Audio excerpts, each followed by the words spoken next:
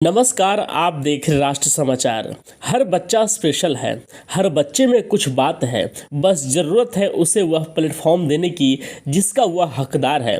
इसी सोच के साथ ऑटिज्म पीड़ित बच्चों के लिए कोरस नाम की संस्था काफ़ी दिनों से काम कर रही है और वह ऑटिज्म से पीड़ित बच्चों को वह मंच दे रही है जो शायद अब तक कोई नहीं दे पा रहा था। उन्हें ऑटिज्म एक तरह की बीमारी है जिससे पीड़ित बच्चों में दोहरा व्यवहार रहता है। इसी पर काम करते हुए पांचाली गुप्ता ने कोरस नाम की यह संस्था खड़ी की जो कि ऑटिज्म से पीड़ित बच्चों में छुपे हुए हुनर को सामने लाने का काम करती है।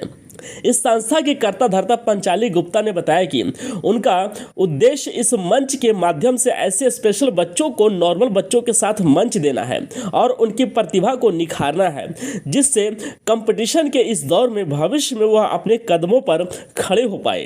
Today is my very proud moment because मैं 2020 में जब कोरस फॉर्म किया था, मेरा मेन एम ही यही था कि मैं स्पेशल एंड नॉर्मल बच्चों को इकट्ठे फील्ड दे सकूं, क्योंकि इससे इंटीग्रेटेड फील्ड, क्योंकि नॉर्मल बच्चों को तो कभी भी प्लेटफॉर्म मिल सकता है बट स्पेशल बच्चों को कहीं भी प्लेटफॉर्म नहीं मिलता है। और इंटीग्रेटेड मीन्स स्पेशल और नॉर्मल का तो इकट्ठे कोई भी नहीं बुलाता है, ये तो आप लोगों भी अच्छे से जानती हो। तो 2020 में जब हम लोग चार, एक्चुअली मेरे स्कूल फ्रेंड्स हैं, हम लोग चार मिलके ये कोरस फॉर्म किया था for due the time of lockdown. तो उसके बाद फिर हम लोगों ने आगे इसको सोचा कि आगे और बड़ा करते हैं। फिर स्पेशल बच्चे आते रहे, नवनीता मैम भी हमारे साथ दिया, इतना कुछ किया। उसके बाद फिर हम लोग आगे बढ़ते गए, आज 2 साल हो गए। होप और भी आगे हम लोग ऐसे प्रोग्राम करते रहे। तो आज कितने बच्चों ने पार्टिसिपेट किया? आज टोटल कितने बच्चे हैं? 30 बच्चे हैं, नॉर्मल एंड स्पेशल मिला के। और परफॉर्मेंसेस हुई? अभी भी है, चल रहा है, आप लोग अंदर चल ही रहा है, 2-3 और भी है। और ओवरऑल अभी भी है 10-12 है, क्योंकि लेडीज़ ग्रुप भी, क्योंकि कोरस का मेन एम से स्पेशल बच्चा नॉर्मल बच्चों का भी है। एंड सेकेंडली जो है, जो लेडीज़ हाउसवाइफ्स हैं, जो हाउस होल्ड की काम करते हैं, एक टाइम के वो बचपन में शायद कुछ ना कुछ टैलेंट उनमें होता है, बट उसके बाद एक वन टाइम के बाद वो नहीं मतलब वो कैरी फॉरवर्ड नहीं कर सकते because of due to something. तो वो लोग अपना रीस्टार्ट करने के लिए करियर कोरस प्लेटफॉर्म चुनते हैं। तो वो लोग भी आज बहुत सारे लेडीज़ यहाँ पे परफॉर्म करने वाले हैं। My name is Naveenta, founder of Nirvana NGO, जो कि हम एक स्टेज देते हैं for differently abled and mainstream children collectively and consistently, that is our motto. बहुत बार ऐसा देखा गया है कि स्कूल में, कॉलेजेस में मेन स्ट्रीम बच्चों को प्लेटफॉर्म्स मिलते हैं, लेकिन डिफरेंटली एबल बच्चे पीछे रह जाते हैं।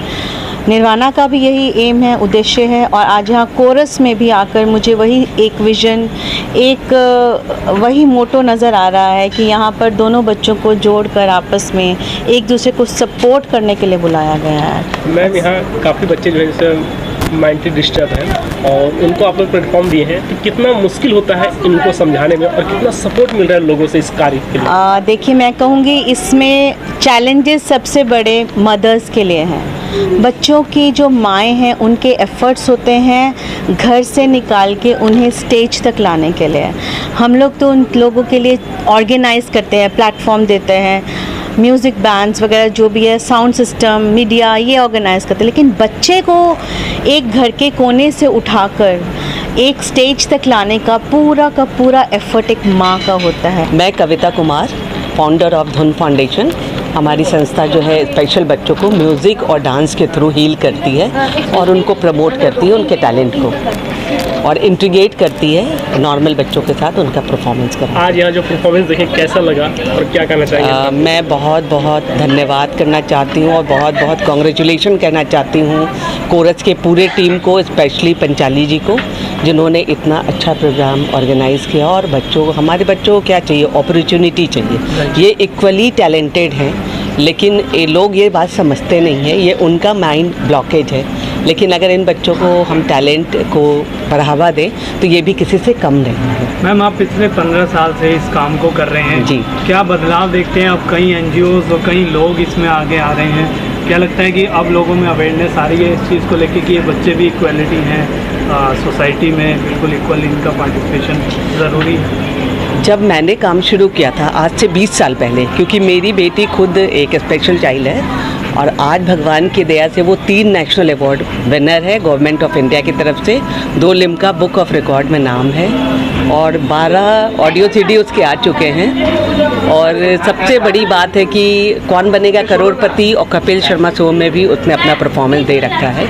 तो जब मैंने उसके साथ काम करना शुरू किया था उस समय बिल्कुल अवेयरनेस नहीं थी और लोग बिल्कुल इन बच्चों को लिटरली मतलब मैं बोलने में ख़राब लगता है लेकिन पागल बोलते थे। लेकिन धीरे धीरे करके मैं लोगों से रिक्वेस्ट करती थी कि भाई ये बच्चे भी टैलेंटेड है, आप एक मौका दे के देखो। लेकिन इन बच्चों के बिहेवियर को देख के वो नहीं देते थे, वो बिलीव नहीं करते थे कि ये बच्चे इतने टैलेंटेड हो सकते थे। मेरा नाम मलय मजुमदार है। हम इंदिरापुरम में रहते हैं।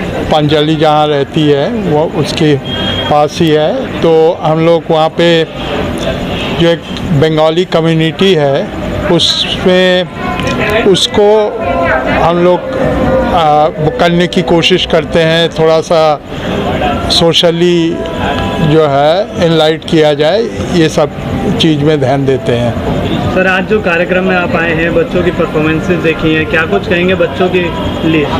देखिए ये जो कार्यक्रम है, ये इनिशिएटिव है, ये बहुत ही अच्छे हैं। बच्चे में इतनी टैलेंट है, ये क्या होती है manifestation of the perfection which is already in the man. इन बच्चों को मौका नहीं मिलता है। अगर मौका हो सकता है कोई चीज़ में थोड़ी सी कमी हो, वो हम सब में कमी है। हम हर एक इंसान में कुछ कमी है, कुछ अच्छाई है। कई बार कमी जो है वो अच्छाई की वजह से दब जाती है। इसका मतलब ये नहीं है कि उसमें कमी नहीं है। इन बच्चों में जो पोटेंशियल है उनकी कोई एक चीज़ की वजह से वो थोड़ा सा जो अच्छाई है वो दब जाता है, उनको मौका नहीं मिलता है समाज में, सोसाइटी में उनको उभर आने की मौका नहीं मिलता है। ये जब ये इस टाइप की प्लेटफॉर्म जब होगी आगे, हमें उम्मीद है जो पोटेंशियल है बच्चों का वो सामने आएगा। आप लोगों ने देखा ही है कितनी अच्छी प्रोग्राम ये सब बच्चे करते हैं। नाम है बलवंत राय मेहता विद्या भवन आसमा। श्रेयांश आज आप यहाँ आए, आपने प्ले किया कीबोर्ड, मैंने कैसा आज लगा आपको? मैंने बहुत अच्छा लगा। मैम अपना नाम बताइए। मेरा नाम है जयश्री चक्रवर्ती और मैं श्रेयान की मदर हूँ। श्रेयान एक 14 साल का ऑटिस्टिक बच्चा है जिसको कीबोर्ड बजाना बहुत अच्छा लगता है और उसने ये स्किल 4 साल पहले सीखा। मैम अक्सर देखा जाता है कि ऑटिस्टिक बच्चों को संगीत से बहुत लगाव होता है, तो किस तरीके से श्रेयान के अंदर ये आपने देखा कि उसको संगीत से प्यार है?